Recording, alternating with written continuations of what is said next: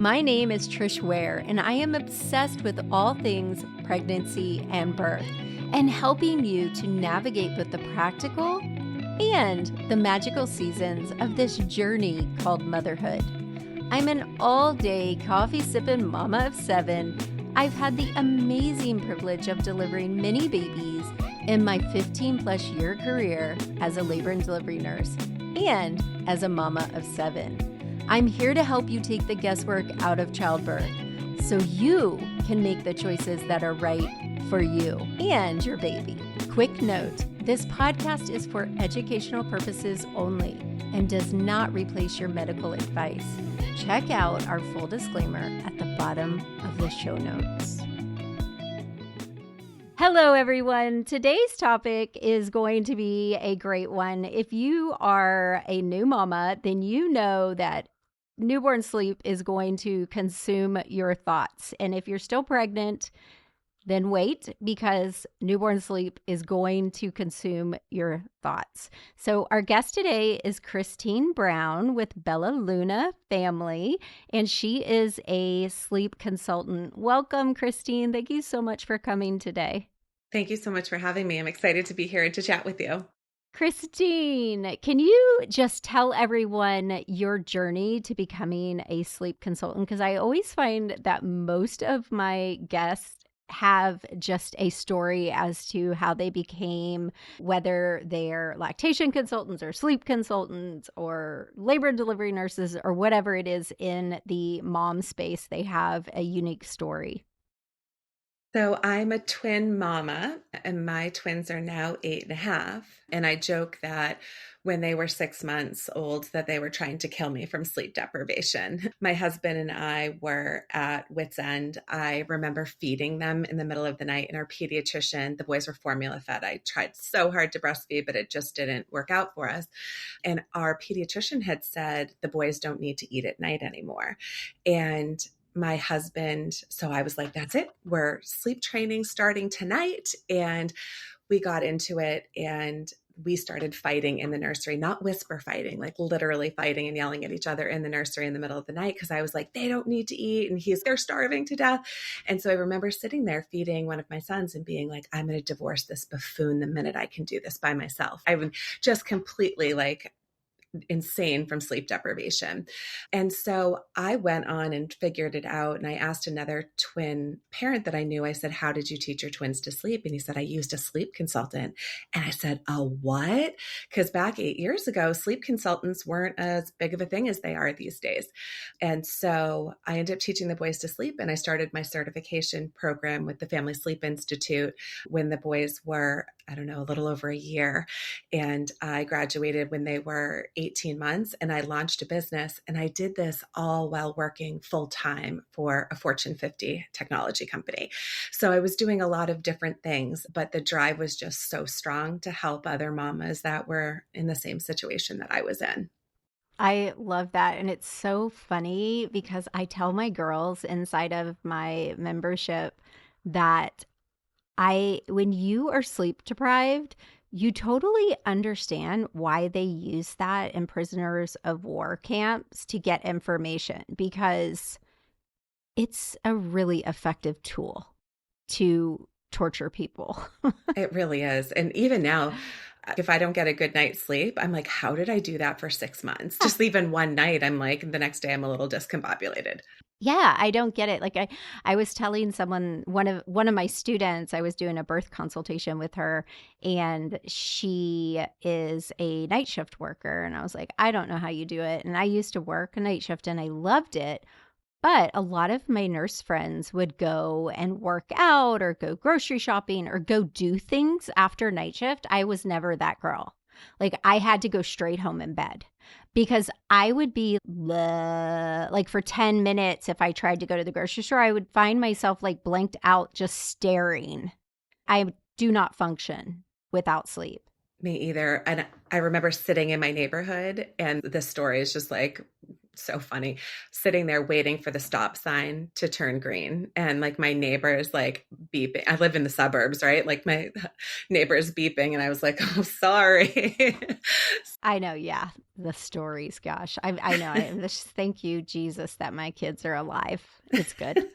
Anyway, so today I wanted to talk about mommies who are still pregnant, and because it sleep, like I was telling you before we started recording, that there's a few hot topics in my membership. So my membership is for my pregnant mamas and postpartum moms. And it's really hard for me because when my girls are still pregnant, they just don't know what's coming. It's really hard to explain the things that are coming in postpartum, whether it's emotionally or physically or whatever. But sleep deprivation and sleep issues, whether it's your own or your baby's or what have you, is very hard to prepare them for. So I wanted to pick your brain about, because I sent you so many questions, sorry No ahead of worries. time, but I wanted to pick your brain. And is there a way for these moms to prepare ahead of time to get a feel on what do they need to know while they're still pregnant about newborn sleep? How much can they prepare? And then I wanted to talk about some of the hot terms like leaps. What are leaps and regressions and things like that? So we're going to talk about a lot and try to keep it semi-limited because we want to respect everyone's time. But I thought we could just start with pregnancy and what can these moms do to prepare, like for newborn sleep, like right from the get-go? Or is there anything they can do from the start? So the things you can do to prepare, because some of it is just going to happen, and having some base knowledge of what to do as soon as you get home from the hospital is really helpful. But in advance of that, making sure that the nursery is set up for sleep. Now, you may not use it a ton at first for sleep, but making sure even your room, if you're planning on having your child in a bassinet next to your bed, making sure that you have a bassinet, making sure that the room is going to be cool. It's going to be dark, really dark. So if you're accustomed to sleeping with your TV on, you might want to start thinking about what are other things that you could do to help you to fall asleep, because the blue light is not great for sleep. And it can be really distracting for babies, especially as they start to become more social around like the 6 to 8 week mark. And making sure that you have white noise as your BFF. I always recommend having a standalone one for the nursery or the bedroom, and also one that travels, that goes on your car seats so that you can actually take that on the go. So if your little one gets upset in the car, which sometimes they do, it's really helpful to have white noise with you. So preparing the sleep space, Mm-hmm. that's where you would start. You got And it. that's so interesting because I've not heard that about like that about the TV and the white noise, having one that stands alone. Because if you're using like my daughter-in-law used to use her iPad, but that would emit the blue light as well. Mm-hmm. So Yes. that's interesting. I recommend that a lot of the baby devices come with lights on them. And so when you're preparing for healthy sleep, you want to make sure there's no blue, white, purple, pink, or green light sources. Those all mimic the sun and tell our bodies it's time to be awake. So it can be really difficult for the body to produce and sustain production of our sleepy hormone melatonin. That's so interesting. And then Mm-hmm. you said, as far as a bassinet, so you're saying have one.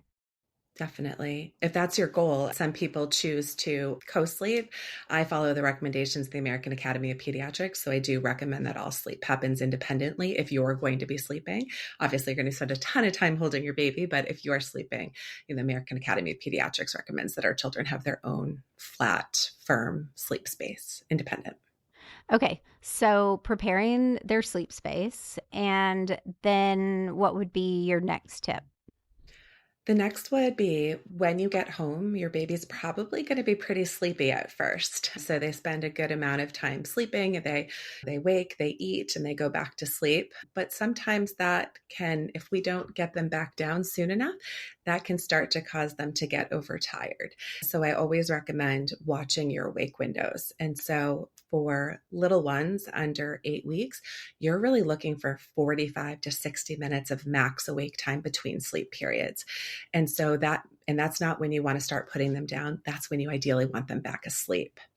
And so really starting getting them right back down. And it feels like at first they wake up, you feed them, you play. I remember Googling, how do you play with a newborn? And that's just them looking at your face, right? And then oftentimes changing diapers and having them go right back down.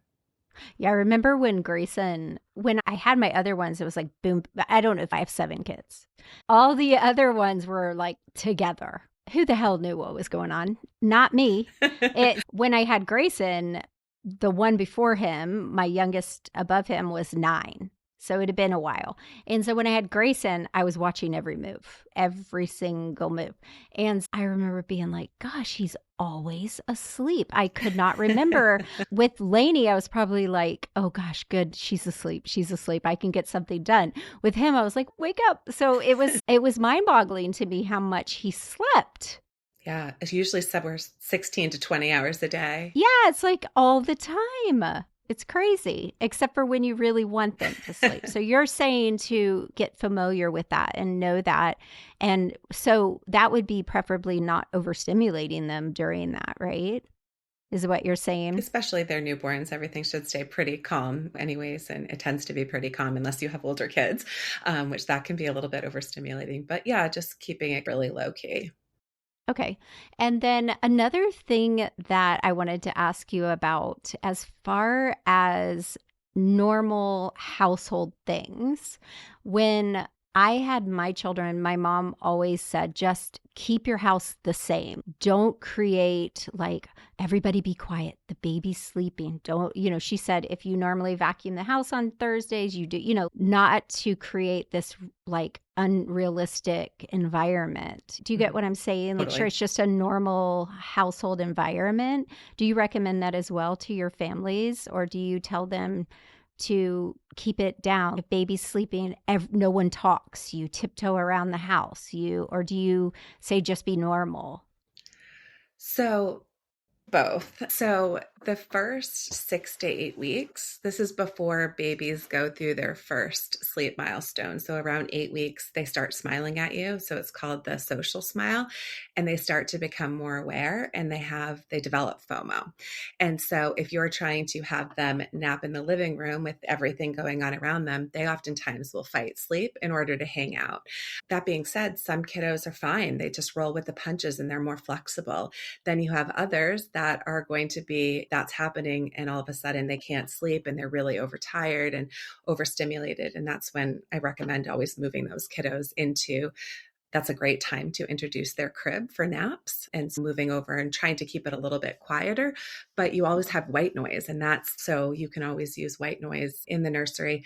Usually about 55 decibels is pretty safe. But if you have like loud dogs and vacuum and you're doing your life and kids, I usually recommend putting an additional sound machine out in the hallway just so it's not waking the baby up. Okay. All right. But it's similar. If you have the white noise, that's their normal noise. That mutes the background noise. And it's hard when you have older kids. Like there's pretty much not, especially a lot of my students, because I launched my birth classes in 2020, a lot of my students are repeat offenders, I call them, and they're having their second and third babies. And so they're dealing with toddlers. You can't tell a toddler to be quiet for baby brother. No. Like they do not care. In fact, they're a little passive aggressive. Totally. Sometimes I like to put up a baby gate and have them help decorate it. And so when the gate is up, they know that they can't go. If you have a 2-floor house, they're not allowed to go upstairs. And so that can really help, that coupled with white noise. Yeah, that's good. Okay, so how you said we've talked about how much newborns sleep. And then what about at night? Do they do that do they sleep as much at night? Because one of the complaints I hear from my girls is they sleep all day and then they've got it mixed up. They're not sleeping at night. Yeah. And that's normal, unfortunately, because it goes against what our circadian rhythm, so our internal sleep and wake cycle. So we need to sleep at night, but our babies don't have that. They don't come with the circadian rhythm developed. And so that's something that develops over time. And so at first, at least for the first 6 to 8 weeks, it's really normal for babies to wake up every 2 to 3 hours all night long needing to eat. And so that's normal. And if you can be prepared for that and accept it, because if you're fighting it all the time, it's going to be like, oh, it's like you're fighting nature. And it's just a nature of what's going to happen because their tummies are small. They need to eat frequently. And so that's really common. The good news is as they get closer to that 6 to 8 week mark, that's when you start to see a 4 to 6 hour stretch at the beginning part of the night, which sounds heavenly after you've been getting 2 or 3 hour stretches for 6 to 8 weeks. Do you think we just don't notice that it is happening all through the day and night and it's similar? Because I think what I hear from my students is that it's they sleep all day and they're up all night. I think maybe they just feel like they're up all night, but it's really probably a same pattern. Part of it's perception, I think. And the other part of it Yeah. could be some babies just love to nap during the day. And so this is another thing that's helpful for moms to know. Try not to let your little one nap. You definitely don't want to cut down on nap sleep during the day, but try not to let those naps go longer than 2.5 hours. Okay. Because if you start doing that, you're going to end up dropping a feed and you're going to make up for that feed at night because they need to get those calories in. Keeping those naps at 2.5 hours, doing a feed, and then starting to get them down, that's going to give you the most consolidated sleep at night. So a lot of my moms talk about contact naps. So a lot of them, their baby, they do a lot of their naps during the day as a contact nap, sometimes at night. What is your feelings about contact naps versus putting the baby down in the bassinet or in the crib? I personally, Grayson was in his wrap on top of me like pretty much 24/7. Yeah. And the interesting part is that really technically babies should really be in our bellies for an extra 3 months. We should be pregnant for a full year, right? They really have a lot of development that they could still do inside, but our bodies just can't handle it. And so they're doing they need a ton of contact for regulation and for development and for growth at first. So they don't want to be put down a lot at first. And that's normal. A lot of moms come to me, and when I do a newborn sleep consultation with me, they'll say, oh, my baby will just wants to be on me all the time. And that's normal, right? A lot of that is normal. You want to start though, introducing the independent naps, like at least one a day. Usually start introducing it in either the bassinet or the crib kind of fairly early on. And it's easier to do like in the morning. That's when the drive to sleep tends to be much easier. They're usually not overtired. So that's a really easier nap to have them nap independently. So that's one of my key recommendations. And don't worry, holding them all the time isn't going to create a bad habit. You do want, as long as you're making sure that you're putting them down some of the time. But if you're wearing them most of the time, that's a great way, especially if you have multiple children, to get things done and to take care of everybody, because your baby's just really going to want to be close to you. Another one that a couple of my students had was that they would lay their babies down and they would go to sleep and sleep for about 10, 15 minutes and then wake up. And then they would have to get them back to sleep. And it seemed like that would happen quite often. Do you see that happening? Yeah, that does happen quite a bit because they're used to being on you and being warm. And so if they wake up and they've been put down, they're, hey, get back in here and help me go to sleep. So at first, a lot of their longer naps will happen while they're on you, and some of the shorter naps will happen when they're sleeping independently. But that's okay. Just keep practicing, right? Because they'll eventually get used to it, and it's going to take a little bit of time, but it's okay for that to happen. Not every nap is going to be a 2 hour nap. So there's a cross section of naps. Some of them are longer. Those 2.5 hour naps, some are 15 minutes. It's okay. The other thing to think about though is sometimes our newborns wake up, but they might not actually be fully awake. They're just like stirring a little bit. And if we pause and give them a little bit of time, they may actually put themselves back to sleep. So that's not if they're obviously crying their face off and they're really upset. We always want to tend to that. But pausing is a huge thing that new moms can do when it comes to creating healthy sleep habits, because they can oftentimes put themselves back to sleep. But if we're immediately super mom, I'm here, like we don't actually allow them to even fuss for a second. But if we do, that's how they learn to start to settle themselves and resettle themselves. Okay, so just stop and wait for a second and see what they're doing. You got it. Yeah. Okay, and then another one of the questions that I had for you is, what about gassy babies? What are some of the tips or tricks that you give to moms who have gassy babies? Yeah, so gassy babies is very common, and it usually happens because there's less movement, right? So at night there's less movement. So one of the key things you can do is make sure that they're swaddled, making sure that they're nice and contained. Because if they're not swaddled, they're going to get, that they startle themselves awake. It causes more tears.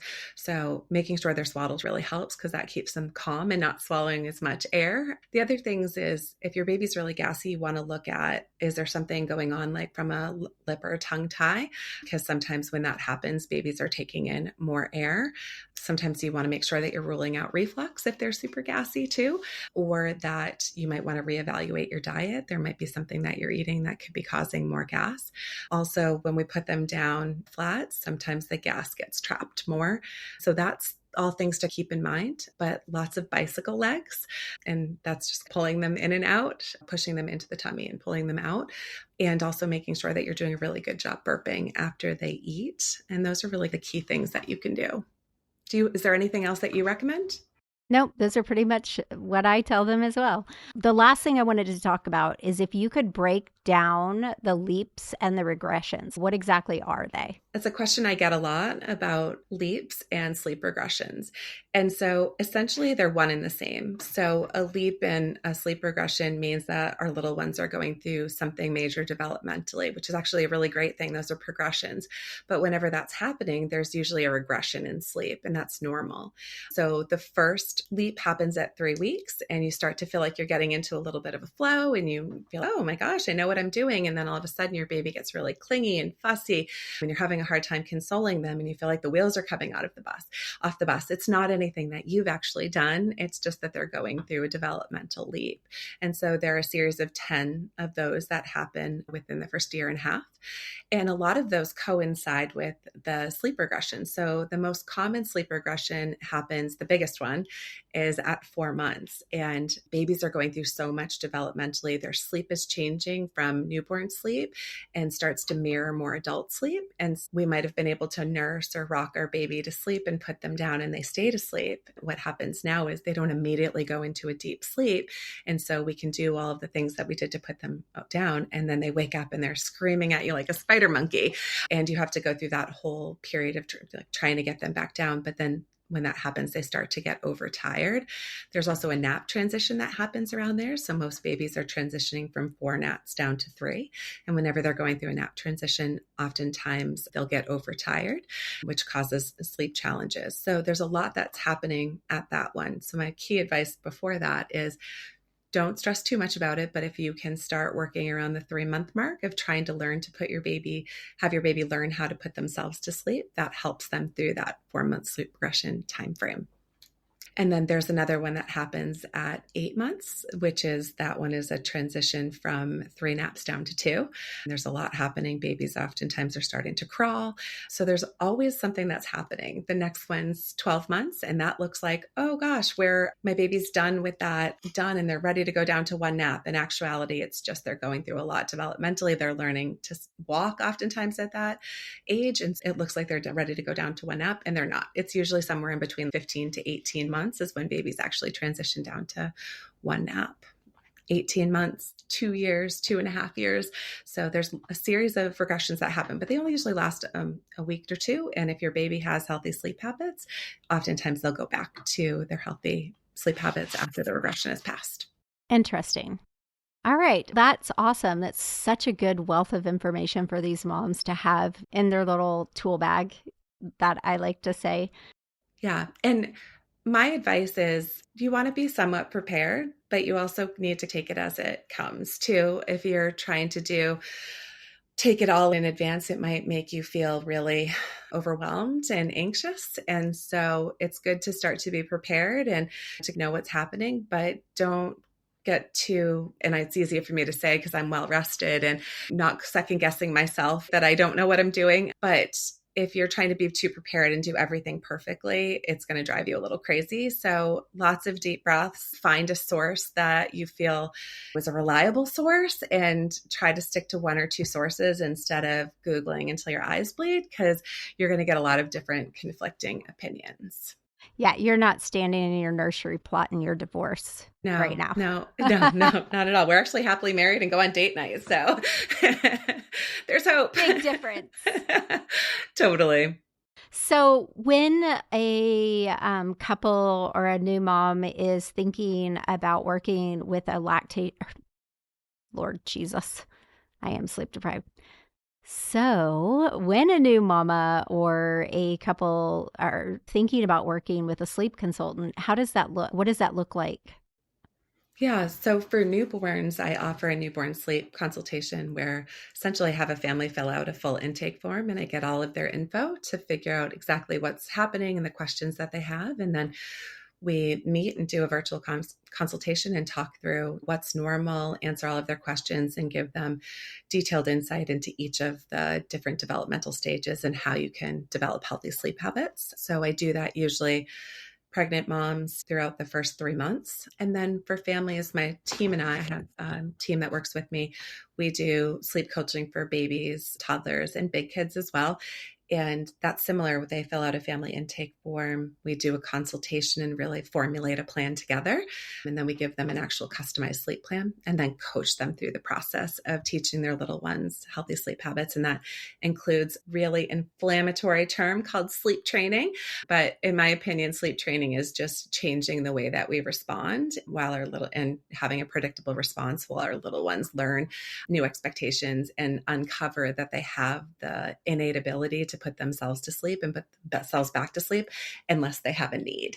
And so we have to take a step back and give our little ones time to do that. And sleep training is just having that predictable response.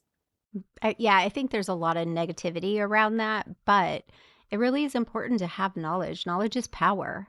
It truly is. So I love all of this information. Thank you so much for coming today. Can you tell everyone where they can find you? And I'm going to have some links for everyone as well in the show notes.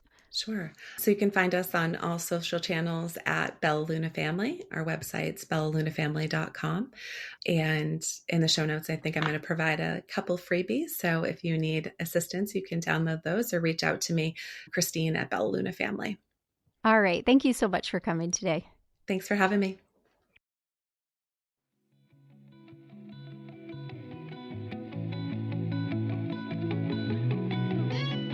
One of the biggest struggles that I see with my mamas inside of Calm Mama Society is adjusting to newborn sleep and lack of sleep. So I hope you enjoyed today's episode. Please take a moment to hit subscribe and leave a review and tell us how much you love these episodes. As always, we'll see you again next Friday. Bye for now.